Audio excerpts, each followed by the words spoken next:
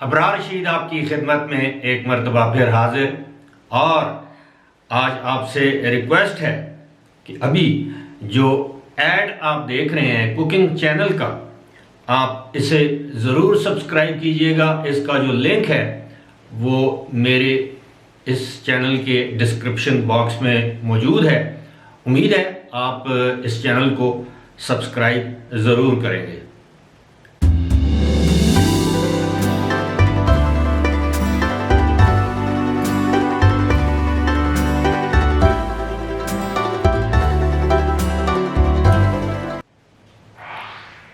جی، یہ cooking channel کا add تو آپ نے دیکھ لیا۔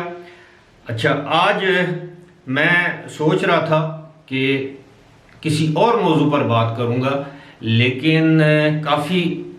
اہمیت کا حامل ایک موضوع سامنے آیا ہے، اور میں سمجھتا ہوں کہ یو اے ای کے حوالے سے، بلکہ آپ یہ سمجھ لیجئے کہ پورے خطے کے حوالے سے وہ کوئی اچھی خبر نہیں ہے۔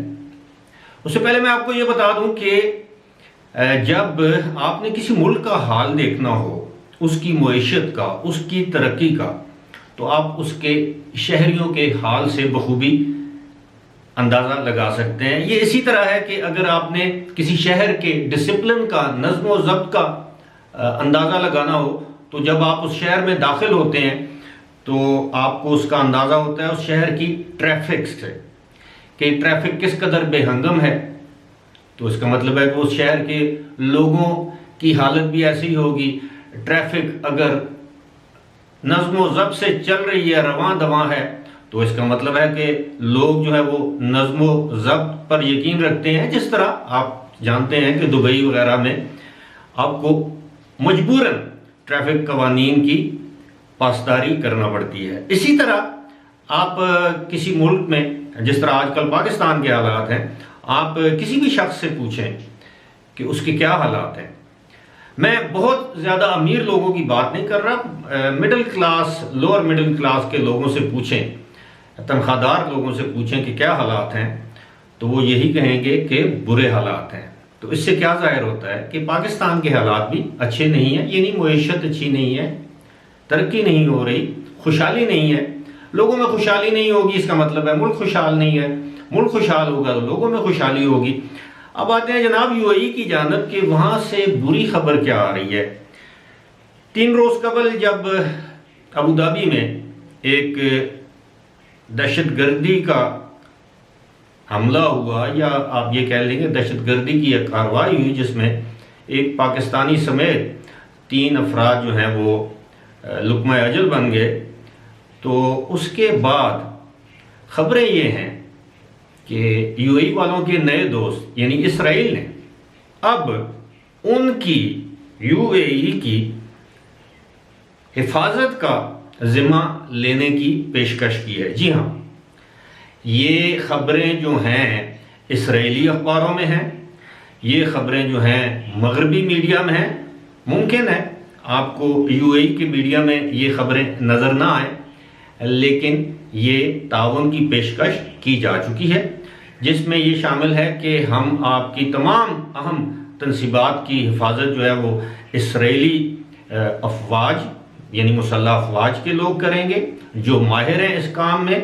وہاں پر کسی بھی آنے والے ڈرون کو قبل از وقت گرا دیں گے، اسی طرح جس طرح کوئی راکٹ یا میزائل اسرائیل میں جاتا ہے تو اس کو گرا دیا جاتا ہے یا فضا میں ہی تباہ کر دیا جاتا ہے۔ اور وہاں کی ایئر فورس، نیوی، پورٹس، شہر کی عام تنصیبات، جتنے بھی شہر ہیں، ان کی حفاظت کا ذمہ لینے کا انہوں نے ارادہ ظاہر کیا اور یہ پیشکش کر دی ہے۔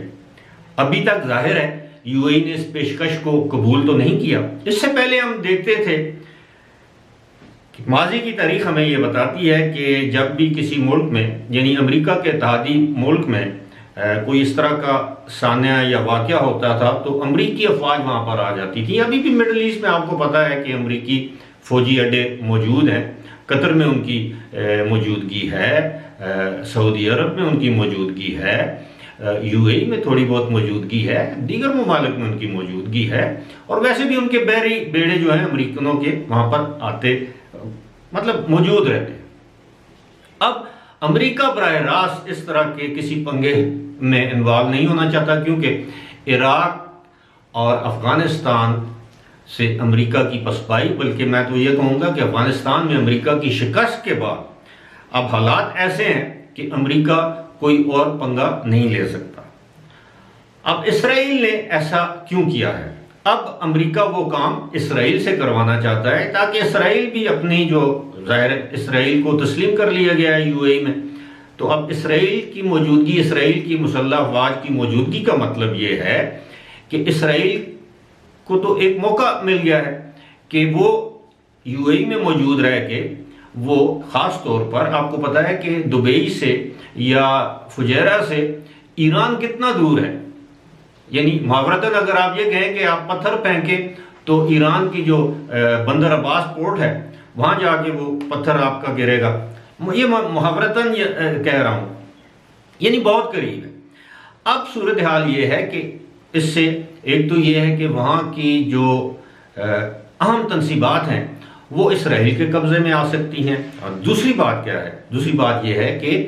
ایران کو سبق سکھانے کے لیے اسرائیل کے پاس یہ بہترین موقع ہے کہ اس کی مسلح افواج وہاں پر آ جائیں، لیکن